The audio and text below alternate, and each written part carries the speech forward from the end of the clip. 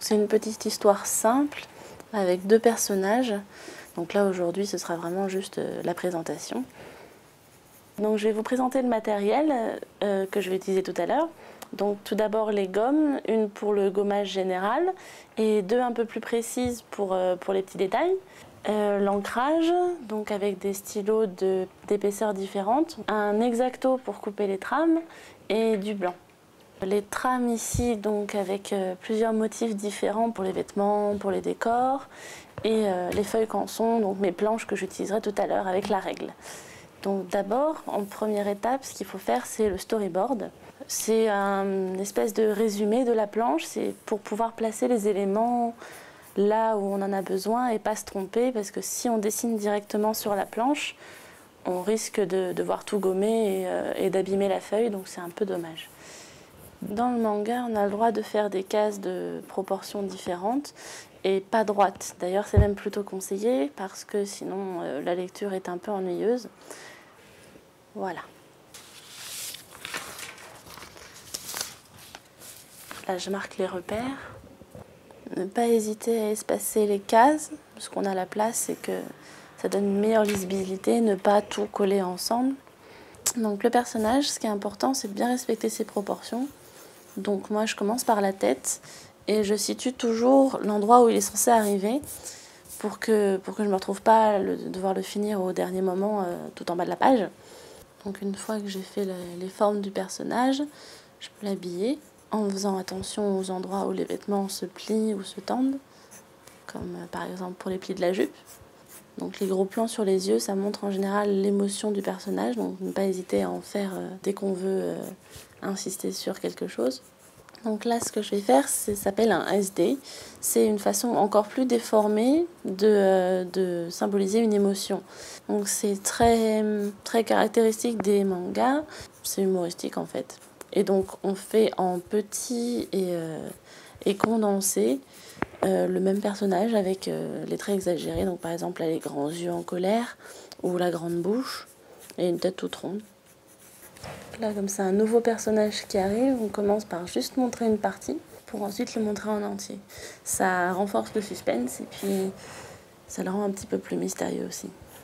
Après, une fois qu'on a fait les formes un peu plus approfondies, on peut détailler et en fait, ce qu'on fait là servira à l'ancrage. Pour l'ancrage, j'ai 3 stylos différents. J'ancre en général les cases avec le plus épais. Ensuite, pour le reste, j'ai tendance à ancrer avec celui du milieu.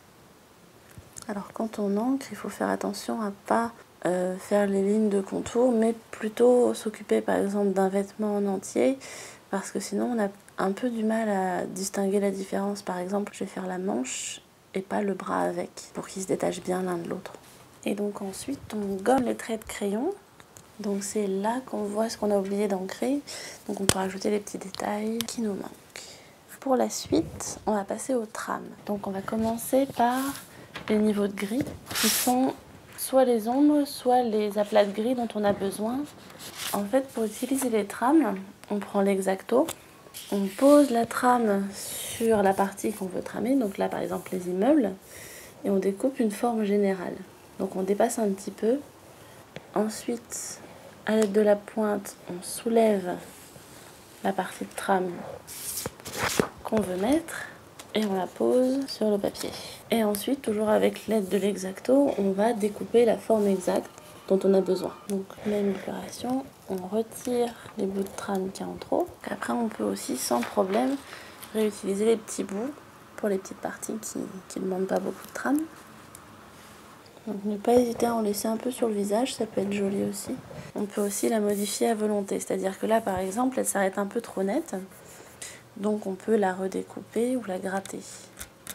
Voilà, donc là on voit un peu les détails, mais une fois qu'on a scanné la planche, pour l'impression, ça disparaît. Les trames shoujo, comme je les appelle, c'est des petites étoiles, des fondus, des choses qui montrent un peu les émotions romantiques, donc pour donner une ambiance en fait. Un dernier petit détail, on peut rajouter des lignes d'action pour vraiment centrer la case sur le personnage. Donc on choisit un point central, moi je choisis le point là entre les yeux, Et ensuite, on va faire converger des lignes vers ce personnage. Ça peut aussi permettre à accompagner le mouvement dans certaines scènes. Et voilà. Et la petite astuce, en fait, pour qu'une planche soit vraiment finie, c'est le blanc. On peut faire les reflets sur les yeux d'un personnage pour qu'ils ressortent un peu mieux. Et on peut aussi mettre des petits effets de lumière comme ça dans les arbres. Et ça peut aussi s'utiliser sur la trame. Ça peut donner un petit dégradé assez sympa. Et voilà.